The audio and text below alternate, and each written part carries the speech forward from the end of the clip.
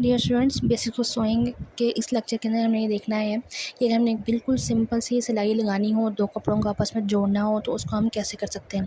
पहली बात तो ये कि आपके पास जो है सिंपल सी सिलाई लगाना, ये सबसे अहम और फंडामेंटल स्किल है जो कि आपके पास होनी चाहिए ताकि आपको पता हो कि दो कपड़ों को हम आपस में जोड़ किस तरह से सकते हैं।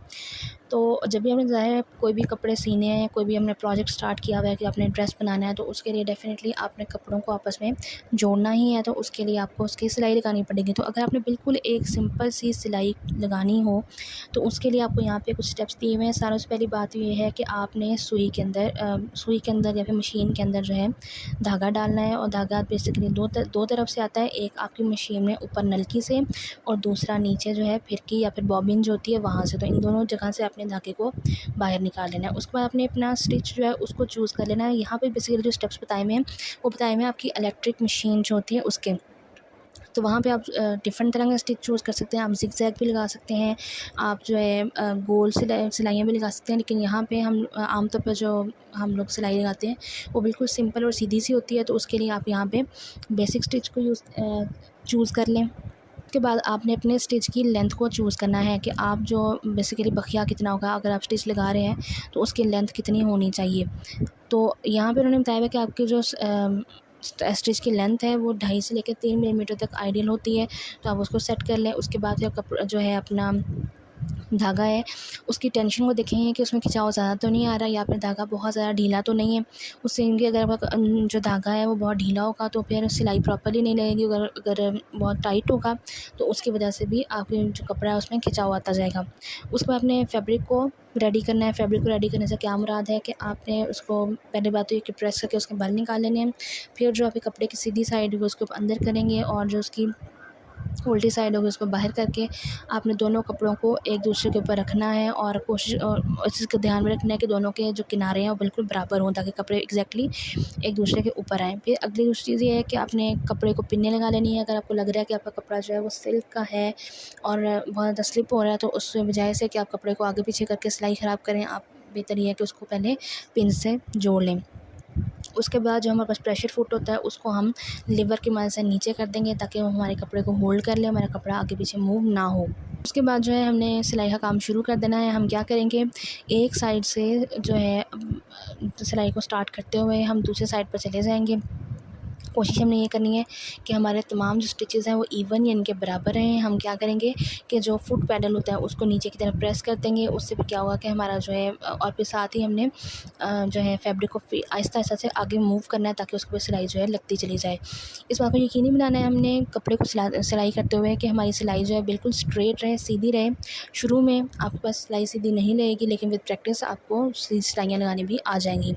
और ये भी कोशिश करना है कि जो आपके जो एजेस हैं वहाँ से डिस्टेंस बराबर है। ऐसा ना हो कि एक साइड पे कपड़े को जो है ज़्यादा सिलाई में दें, एक तरफ से कम दे दें। तो अपनी सिलाई को सबसे पहले स्टार्ट करने के लिए हम क्या करेंगे, बैक स्टिच लगाएंगे। बैक स्टिच हम पीछे पढ़ भी चुके हैं क्या होता है। तो हम क्या करेंगे कि अपने जब भी हमने सिलाई स्टार्ट की है उसको पहले एक दफ़ा पीछे ले जाकर उसको डबल कर लेंगे ताकि हमारा जो वहाँ से टांका लगा है वो पक्का हो जाए और वहाँ से खुले नहीं। उसके बाद आपने जब अपनी सिलाई को कंप्लीट कर लिया है तो आप क्या करेंगे, आप उसके किनारे जो हैं उनको या तो क्या कहते हैं कि एक रेगुलर या फिर जिग-जैग स्टिच को इस्तेमाल करते हुए उनको बंद कर लें, या फिर आप क्या करेंगे कि उनको साइडों से काट देंगे ताकि एक्स्ट्रा वो वहाँ पे हमारे पास कोई भी धागे वगैरह जो हैं वो शो ना हो रहे हों। उसके बाद फिर से हमने क्या करना है कि स्टिच को एंड कर देना है। एंड करने के लिए फिर से हम बैक स्टिच को इस्तेमाल करेंगे। उसके बाद प्रेशर फुट को हम ऊपर उठाकर जो है उसके नीचे से कपड़ा निकाल लेंगे, और उसका धागा जो है जो एक ऊपर नलकी से आ रहा था और नीचे जो हमारे पास आ रहा था बॉबिन से, उन दोनों को कट कर लेंगे। उसके बाद हमने क्या करना है कि हमने जो भी सिलाई लगाई है उसको हम एक दफ़ा प्रेस कर लेंगे ताकि हमारा कपड़ा जो बिल्कुल फ्लैट हो जाए और उसकी जो सिलाई है वो प्रॉपर्ली सेट हो जाए, बैठ जाए। फिर हम क्या करेंगे, डेफ़िनेटली प्रेस करने के लिए हम इस्त्री को इस्तेमाल करते हैं। इससे क्या होता है कि हमारे पास जो कपड़े की सिलाई जो है वो वहीं पर बैठ जाती है। और फिर उसके बाद पूरे कपड़े को हम एक दफ़ा सिलाई कर लेंगे ताकि हम प्रेस कर लेंगे ताकि हमारा जो है कपड़ा सारे का सारा एक दफ़ा शेप में आ जाए।